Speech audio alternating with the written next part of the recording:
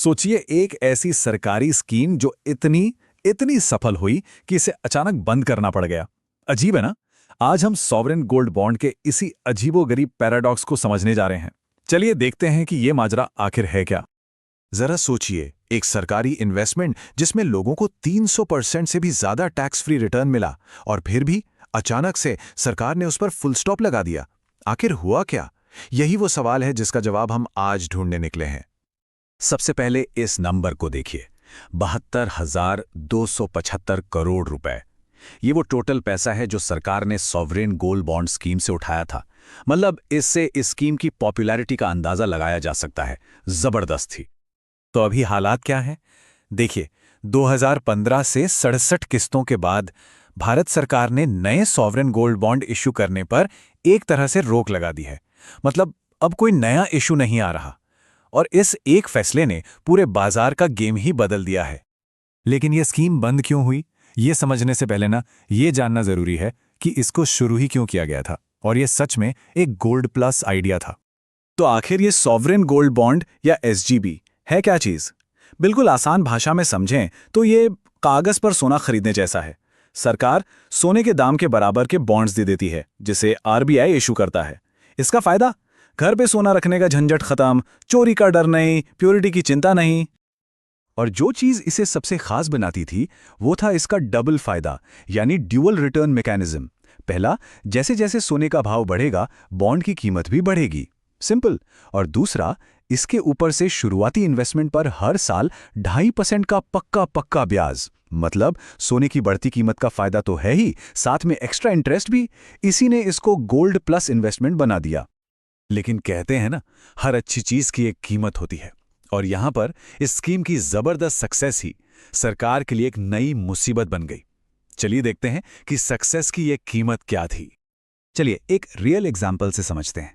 2017-18 की एक bond series, ये नवंबर 2017 में इशू हुई थी, 2,961 रुपये प्रति ग्राम पर। और अब अनुमान है कि जब ये दिसंबर 2025 में मैच्योर होगी ना, तो इसकी कीमत 12,820 रुपये प्रति ग्राम तक पहुंच सकती है।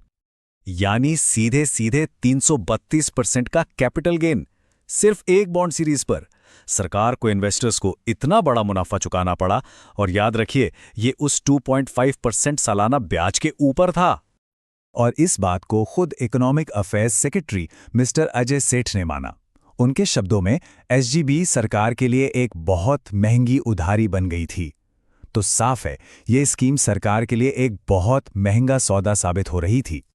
इसको इस चार्ट से समझते हैं। एक तरफ है नॉर्मल सरकारी बॉन्ड्स, जिनसे पैसा उठाना सरकार को सस्ता पड़ता है, और दूसरी तरफ हैं ये सॉवरेन गोल्ड बॉन्ड्स। सोने के दाम बढ़ने के साथ साथ इनसे पैसा उठाने की लागत यानी कॉस्ट बहुत बहुत ज्यादा हो गई। असल में हुआ ये कि इस स्कीम की वजह से सरकार के ऊपर 146.96 टन सोने की एक बहुत बड़ी जिम्मेदारी यानी लायबिलिटी आ गई। और इस रिस्क से बचने का कोई इंतजाम नहीं था, जिसे फाइनेंस में हेजिंग कहते हैं। मतलब साफ था, जैसे जैसे सोने का दाम बढ़ेगा सरकार का पोटेंशियल घाटा भी बढ़ता चला जाएगा। तो अब जब सरकार नए बॉन्ड्स नहीं ला रही, इसका एक इन्वेस्टर के लिए क्या मतलब है? देखिए, इन्वेस्टमेंट का पूरा खेल ही बदल गया है। चलिए देखते हैं कैसे। अब मार्केट पूरी तरह बदल गया है। पहले क्या होता था, लोग सीधे सरकार से नए बॉन्ड खरीदते थे। लेकिन अब नए बॉन्ड्स तो आ नहीं रहे, तो लोग आपस में ही पुराने बॉन्ड्स खरीद बेच रहे हैं। इसे कहते हैं सेकेंडरी मार्केट। और यहां स्कार्सिटी की वजह से पुराने बॉन्ड्स की डिमांड बढ़ गई है। तो अब जिनके पास एसजीबीज हैं, उनके सामने दो रास्ते हैं। पहला रास्ता, बॉन्ड को मैच्योरिटी तक यानी 8 साल तक होल्ड करें या 5 साल के बाद आरबीआई को वापस दे दें। और दूसरा रास्ता, मैच्योरिटी से पहले ही उसे स्टॉक एक्सचेंज पर बेच दें। और दोनों रास्तों के नतीजे बिल्कुल अलग हैं। पहले रास्ते का सबसे बड़ा फायदा, जीरो कैपिटल गेन्स टैक्स। जी हां, अगर कोई भी इंडिविजुअल इस बॉन्ड को पूरी मैच्योरिटी तक रखता है तो उसके पूरे के पूरे मुनाफे पर कोई टैक्स नहीं लगेगा। ये एसजीबी का सबसे पावरफुल फीचर था और ये अभी भी है।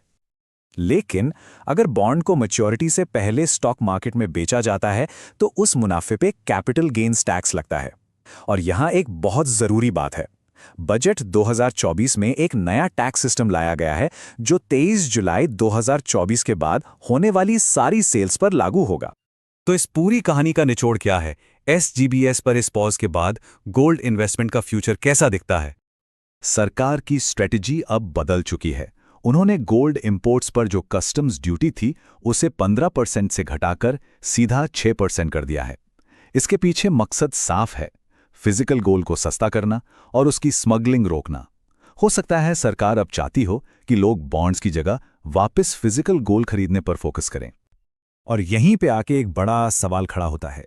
SGBs को रोककर क्या सरकार ने सिर्फ अपना रिस्क कम किया है, या अनजाने में इन्वेस्टर्स को वापस फिजिकल गोल्ड खरीदने की तरफ धकेल दिया है? वही समस्या जिसे सुलझाने के लिए तो SGB को लाया गया था। ये एक सोचने वाली बात है।